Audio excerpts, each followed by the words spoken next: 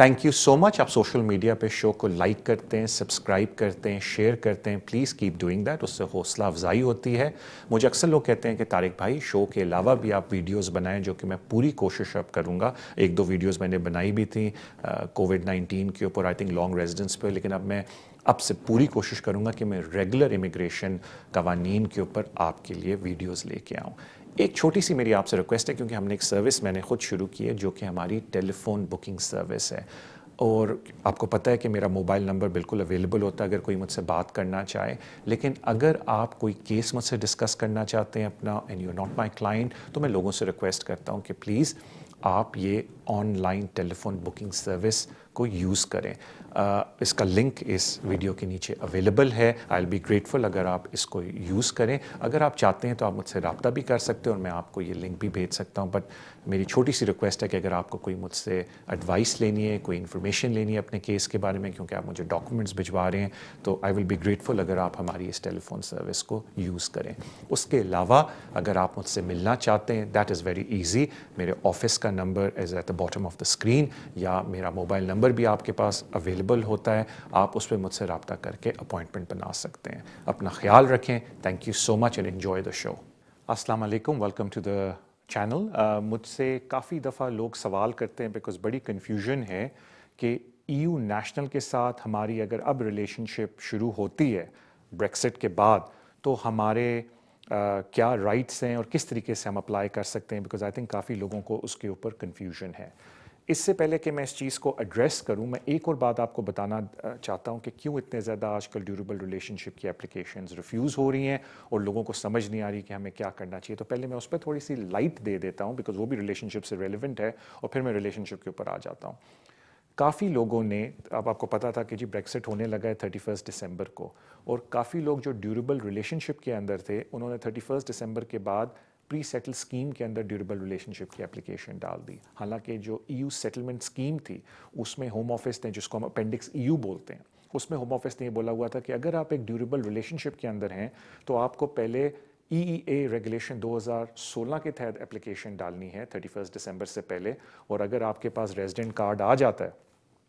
तो फिर उस जो ड्यूरेबल रिलेशनशिप के ऊपर मिलता है, तो फिर उस बेसिस पे आप फिर EU स्कीम के अंडर एप्लीकेशन डाल सकते हैं। तभी जिन लोगों ने EEA रेगुलेशन 2016 के तहत एक्सटेंडेड फैमिली मेंबर एप्लीकेशंस 31 दिसंबर से पहले नहीं डाली ड्यूरेबल रिलेशनशिप के ऊपर, और डायरेक्ट जंप करके चले गए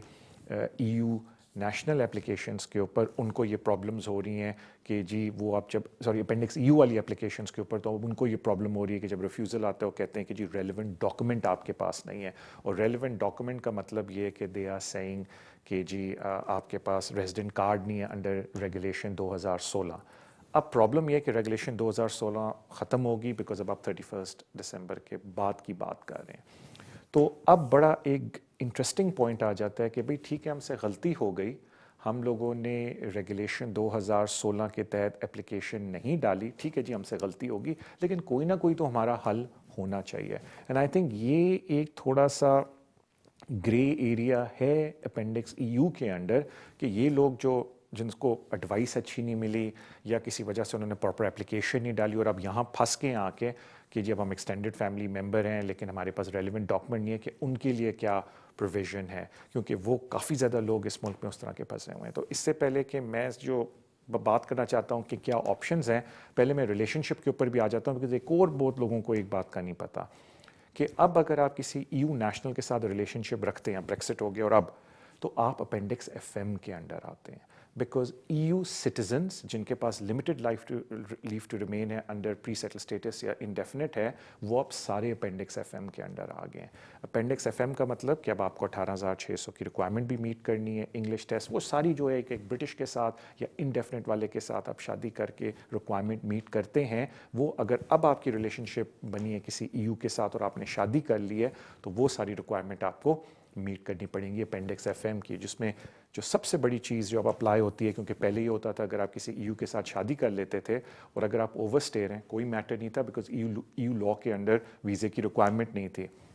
लेकिन ये रेगुलेशन के अंडर, लेकिन अब क्योंकि अपेंडिक्स EU के अंडर आप आ गए हैं, अपेंडिक्स EU के अंडर भी नहीं, आप अपेंडिक्स FM के अंडर आ गए, अगर आपकी रिलेशनशिप अब शुरू हुई है, تو اس میں پھر یہ ایشو ہے کہ اگر آپ نے اوور اسٹے اور آپ نے کسی یہ نیشنل کے ساتھ شادی کی ہے تو آپ کو یا کوالیفائنگ چائلڈ والے کرائٹیریا پہ میٹ کرنا پڑے گا یا انسرماؤنٹیبل آبسٹیکل کے. سو کہنے کا مطلب ہے کہ اگر اب آپ کی ریلیشن شپ کریٹ ہوئی ہے اور اب آپ کی شادی ہوئی ہے تو آپ اپینڈکس EU کے انڈر نہیں آتے, یعنی کہ وہ جو 5 سال والا ویزا ہے, آپ اپینڈکس FM کے انڈر آتے ہیں کہ 2.5 سال والا ویزا, میننگ آپ کو اپینڈکس FM کے اندر اپلیکیشن ڈالنی ہے جس میں فائنینشیل ریکوائرمنٹ وغیرہ پوری کرنی ہوتی ہے. اب جو ایک انٹرسٹنگ بات ہے جو میں نے ہوم آفس کی ویب سائٹ پہ پڑھی ہے, آئی تھنک یہ ود ڈیو رسپیکٹ تھوڑا گرے ایریا, اور آئی تھنک اس کے اوپر لٹیگیشن ہوگی کورٹس کے اندر جا کے, کہ ایک جگہ ہوم آفس یہ بول رہا ہے کہ اگر اب آپ نے شادی کر لی ہے لیکن آپ کی ریلیشن شپ ایگزسٹ کرتی تھی 31 دسمبر سے پہلے اور آپ ہمیں پروو کر دیں تو آپ اپینڈکس EU کے انڈر اپلائی کر سکتے ہیں. تو وہ آئی تھنک انہوں نے اس کو زیادہ کلیئرلی نہیں لکھا ہوا اپینڈکس EU کے اندر, لیکن اپنی ویب سائٹ کے اوپر لکھا ہوا ہے. تو آئی تھنک کافی لوگ ایسے ہوں گے جو UK کے اندر ہیں,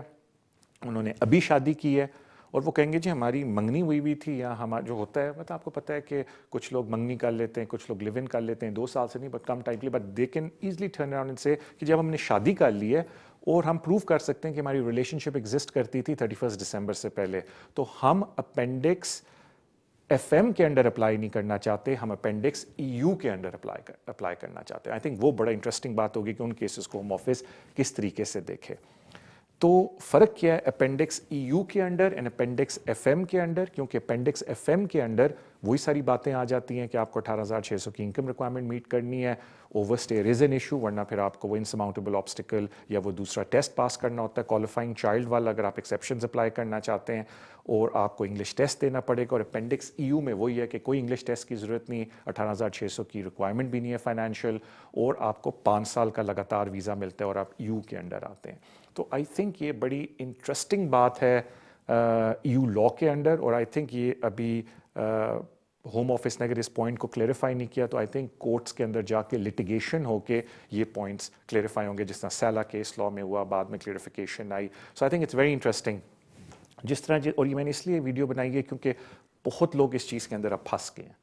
تو آئی ہوپ جو میں نے ابھی آپ سے باتیں کی ہیں آپ کو فائدہ مند لگیں, اور میں یہ ضرور ریکویسٹ کروں گا کہ دیکھیں اگر آپ کا کوئی بھی EU لاء کا مسئلہ ہے, کسی بھی کمپٹنٹ پرسن کے پاس جائیں جن کو EU لاء کی بڑی سمجھ ہے, وہ یقین کریں 15-20 منٹ سے اوپر نہیں لگائیں گے اور آپ کے پورا قصہ سن کے آپ کو بتا دیں گے کہ آپ کے کیس میں کیا چیز آپ کے لیے بہتر ہے. دس از مچ بیٹر دین کہ آپ ہزاروں کی اپلیکیشنز کریں, اپیلیں کریں اور بعد میں آپ کو نقصان ہو. تو آئی تھنک یہ بہت ضروری ہے کہ کسی کمپٹنٹ پرسن کے پاس جائیں, اور میں ہمیشہ لوگوں سے ریکویسٹ کرتا ہوں کہ اگر آپ اپیل کرنے لگے ہیں یا اپنا کیس ڈالنے لگے ہیں, ضرور پوچھیں کہ میرے کیس میں میرٹ کتنا ہے.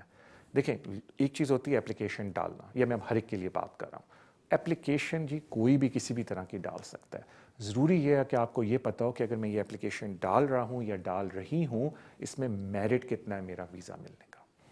تھینک یو سو مچ, اپنا خیال رکھیں. میں پوری کوشش کروں گا کہ زیادہ سے زیادہ مفید